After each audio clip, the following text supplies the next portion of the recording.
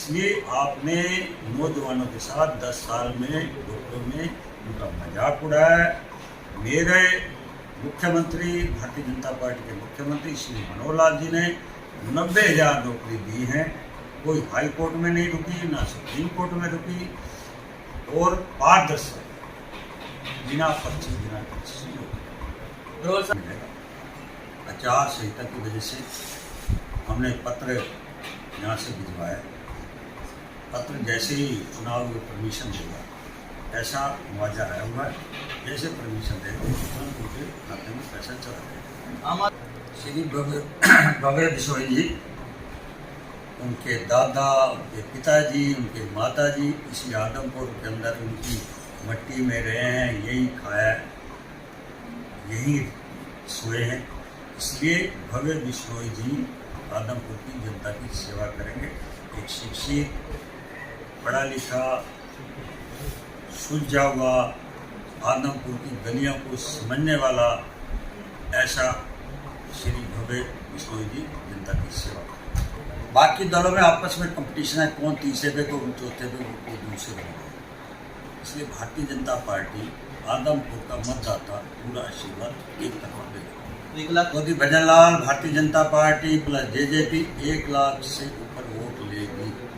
ये आदमपुर के मतदाताओं का संदेश और आशीर्वाद। अनुरोध है हमारा कि जैसे पत्रकार वार्ता हुई उसमें सवाल जवाब के समय सिर्फ एक पत्रकार एक ही सवाल करे, ताकि दूसरे पत्रकारों को भी मौका मिले बात करने का। तो अगर दूसरा सवाल करना हो, सारे पत्रकार कर चुके होंगे, उसके बाद समय होगा तो आप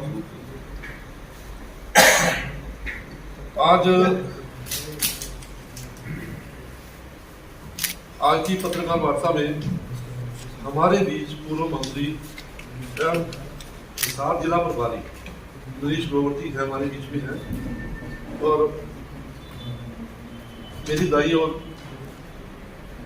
हमारे प्रदेश के सह मीडिया प्रमुख अरविंद सैनी जी हैं। हमारे साथ हमारे प्रदेश के कोषाध्यक्ष वीरेंद्र गर्ग जी है। तो अभी आज की प्रेस वार्ता शुरू कर रही है। बजरंग बली का दिन है, सबको जय।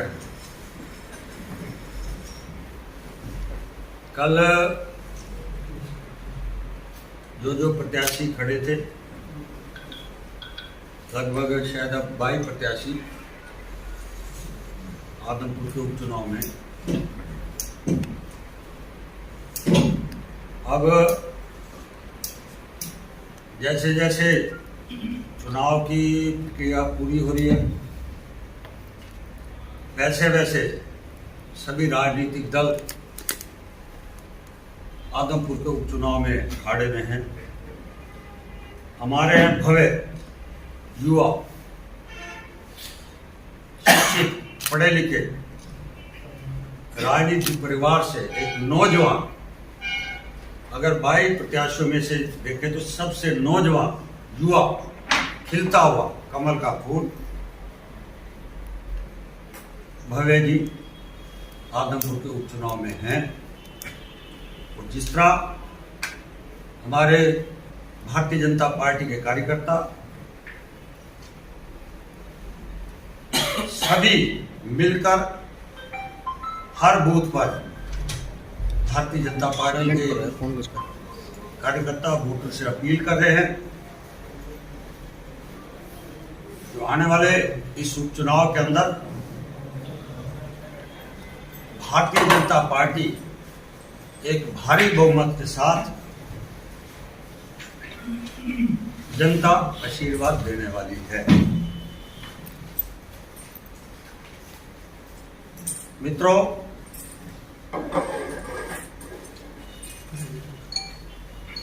विपक्ष के नेता, उनका बेटा साल में मनोहर लाल सरकार ने हरियाणा की जनता के लिए कुछ नहीं किया। अगर मैं हरियाणा के 8 साल के काम अगर गिनवाऊंगा तो काफी समय लग जाएगा। अगर हरियाणा के सबसे ज्यादा किसी के लिए किया है तो किसानों के लिए सबसे ज्यादा हमारी सरकार ने किया है।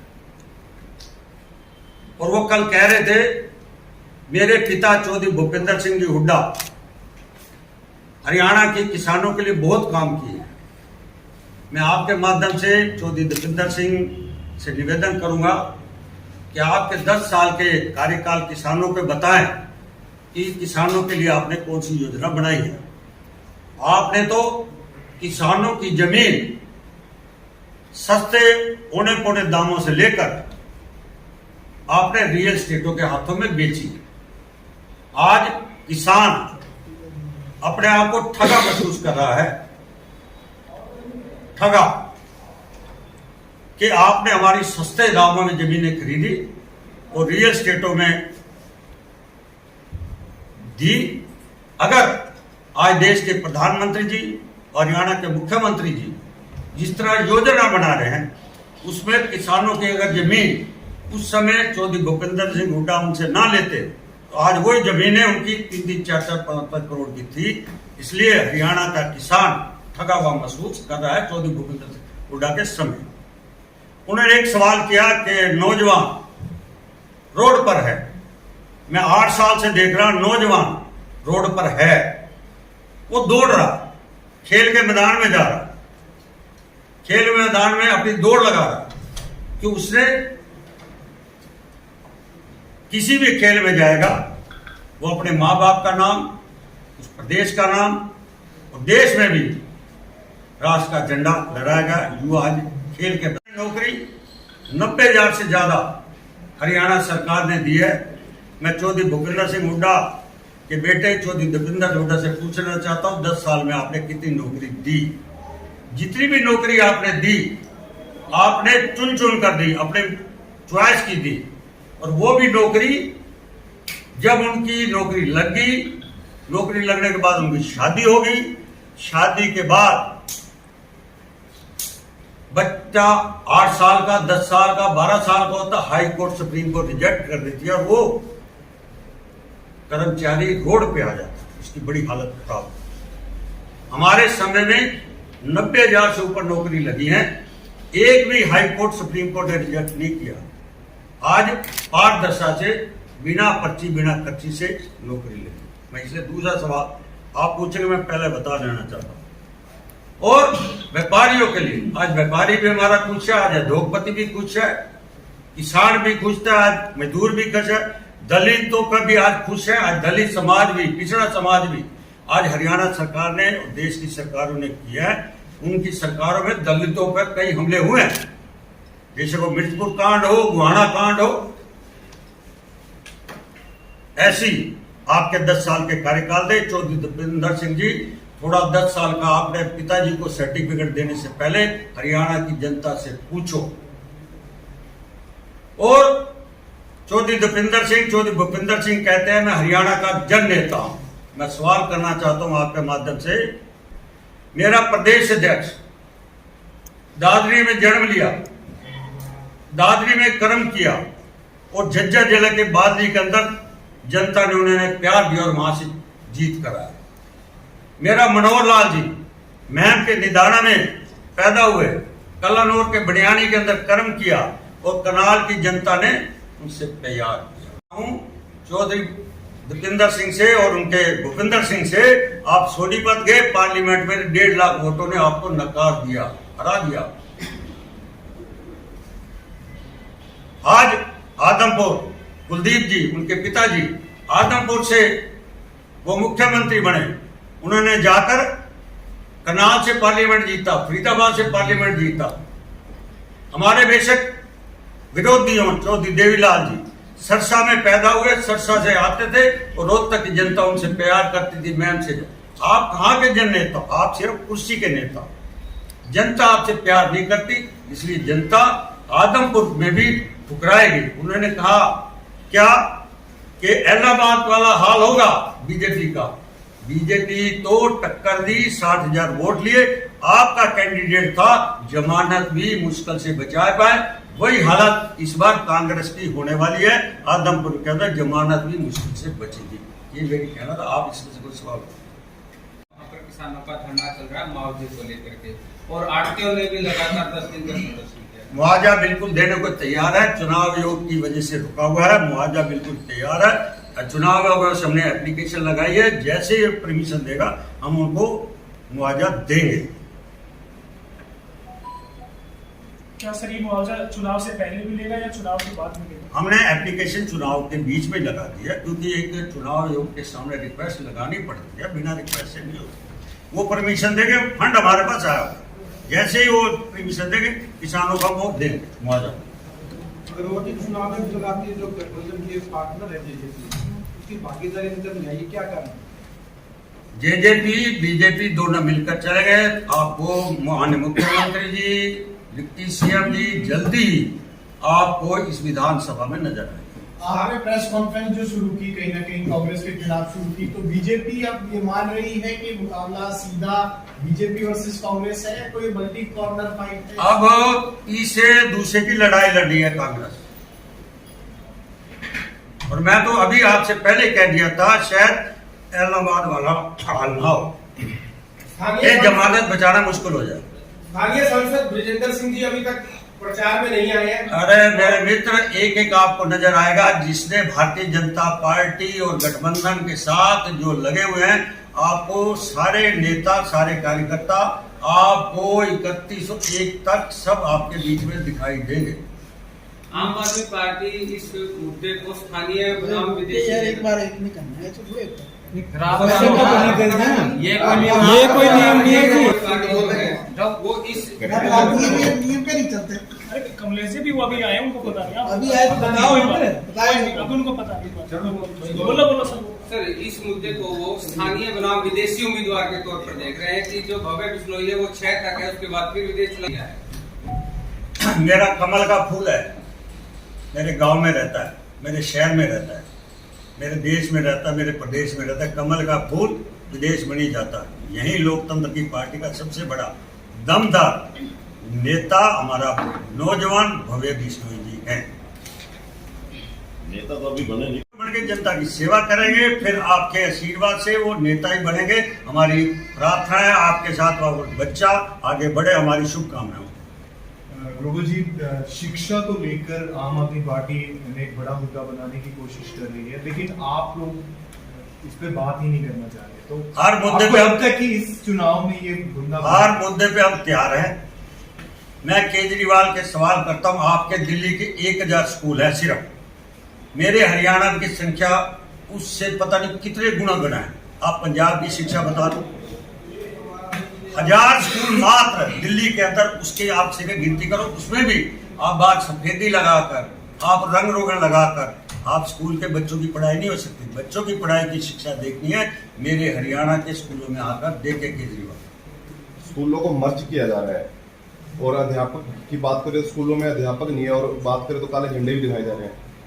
मेरे मित्र, अगर 9 लाल सरकार ने हर विषय पर बारीकी से चर्चा की, बारीकी से देख रहे हैं, ना शिक्षा की कमी है, ना शिक्षा लेने वाले की कमी है, बच्चे भी हैं और शिक्षा देने वाले, परंतु उसकी व्यवस्था अच्छी की जा रही है कि मेरा अध्यापक ठीक बच्चों को शिक्षा दे पाए। सर, खेमपुर में धरना भी चल रहा है एजुकेशन को लेके, जहाँ पर बच्चे खुद बैठे हुए हैं।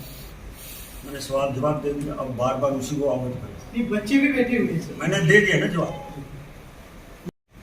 पर्ची खर्ची की बात करें, बगैर पर्ची खर्ची के नौकरी मिलती है, तो मुंडरी के विधायक के बेटे खुद पैसे दिए उन्होंने नौकरी के लिए, तो इस पे क्या कहना चाह रहे हो? कुंडी का विधायक के लड़के ने दी। अब लाओ सबूत, उसकी हम जांच करवा दें, जांच लाओ ना, करा दें।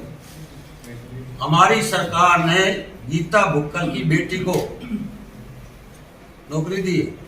हमारे एक और नेता, उनकी अपॉइंटमेंट अध्यापक की हुई थी, हमारे विपक्ष के हैं, हमें रोज गालियां भी देते हैं, उनको भी पूछ लेना जाकर।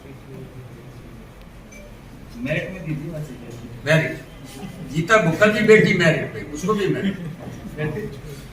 सर आपने मैं ये पूछना चाहता हूँ कि आपने कहा भी वो रंगों को पोत लिए, हाँ जी, कि रंगों को पोत लिए, स्कूल बना दिए, बार बार वो नहीं पूछता क्या दिल्ली में स्कूल मर्ज किए गए, क्या पंजाब में स्कूल बंद किए, हरियाणा में बंद किए, उसके तो आंकड़े आ रहे, उनके क्या आंकड़े? इनके पंजाब और दिल्ली का कोई आंकड़ा है कि उन्होंने स्कूल बंद कर दिया? मैंने आंकड़े की मर्ज की नहीं बात की, मैंने ये कहा है कि आपके दिल्ली के 1000 स्कूल हैं, सिर्फ 1000। मेरे प्रदेश में 22 जिलों में संख्या उससे 4-4, 5-5 गुना है, 6-6 गुना है। 1000 की तुलना के बाद वो अपने आप को, मेरी शिक्षा अच्छी है, अगर उसकी शिक्षा देखनी तो एक कैमरे लेकर आप जाकर वहां देख कर आओ, दिल्ली की शिक्षा बिल्कुल 0 है। शिक्षा तो मैं स्कूल बंद करने की बात, स्कूल एक भी नहीं बंद कर रहे। हम स्कूलों को, उन बच्चों को शिक्षा टीचर पढ़ा सके, उनकी क्लासें ले सके, उनके ऊपर हम पूरी सूची उन्हें बनाकर बच्चों को अच्छी शिक्षा मिले, इसके लिए योजना बनाई है मुख्यमंत्री ने। और कोई सवाल? किसानों ने फिर बोला विरोध करेंगे, जेजेपी बीजेपी के नेताओं को वोट नहीं देंगे। आज किसान मेरे से प्यार कर रहा है, दिवाली पे देश के प्रधानमंत्री इतना बड़ा गिफ्ट दिया है, एक भी किसान नहीं बोला हाँ बोलो सिर्फ। सर राम रहीम की तो बहुत बड़ा गिफ्ट किसान के लिए नहीं है। अगर हम किसान की आय की बात करें और किसान के जो मुआवजे हैं या किसान का जो अभी फसल का नुकसान हुआ है, वो आप अच्छे से जानते हैं, जिसके लिए आपकी सरकार ने अभी पोर्टल जारी किया है, जिसमें मुआवजा पोर्टल जारी किया है और जिसमें वर्गीकृत किया है किसानों को कि जिन किसानों की रजिस्ट्रेशन इसमें प्रधानमंत्री योजना में, बागवानी योजना में और इन योजनाओं में हो चुकी, उनको मुआवजा नहीं दिया जाएगा। हालांकि आप ही की सरकार है, 6000 रुपये तो बहुत छोटी अमाउंट है।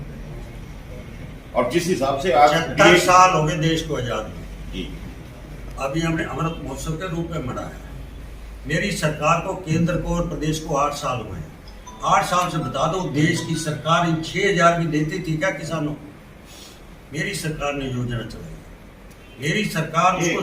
सर यहाँ लंबी बात हो जाएगी, क्योंकि अगर ये बात आप कह रहे हो ना 6000 रुपये के इंसेंटिव दे रहे हैं अपन, प्राइम मिनिस्टर किसान सम्मान निधि कह रहा हूं मैं जी, मैं वो नहीं कर, किसानों को देने की बात है, किसानों की बात करो। हाँ। मैं पूछ रहा हूँ, इससे पहले कांग्रेस सरकार, यूपी की सरकारें रही है प्रदेश में, क्या कांग्रेस ने और यूपी सरकार ने किसानों की कभी सुध ली है क्या? मैंने पहले सवाल किया है कि भूपेंद्र सिंह हुड्डा, जो उसका बेटा लगातार ये कह रहा है कि मैं किसान किसान किसान कर रहा हूँ, मेरे रोहतक, झज्जर जी सब में आ जाओ, सारी किसानों की जमीन सस्ते दामों में रियल एस्टेट हो, आज किसान इसी तरीके से पैरोल मिली है और इलेक्शन से पहले पैरोल मिल जाती है। सर थोड़ा सा जवाब दे दीजिए। दे रहा हूँ मैं, भाग नहीं रहा, मैं हर सवाल का जवाब दे रहा हूँ, मैं भाग नहीं रहा, मैं आपके बीच में रहने वाला हूँ। राम रहीम को दिया है तो वो कोर्ट का मामला, उससे सरकार का कुछ लेना देना। हर बार चुनाव से पहले ही कैसे ये अब मुझसे पूछ रहे हैं जुडिशियल खासा गांव में बच्चों को 2 किलोमीटर दूर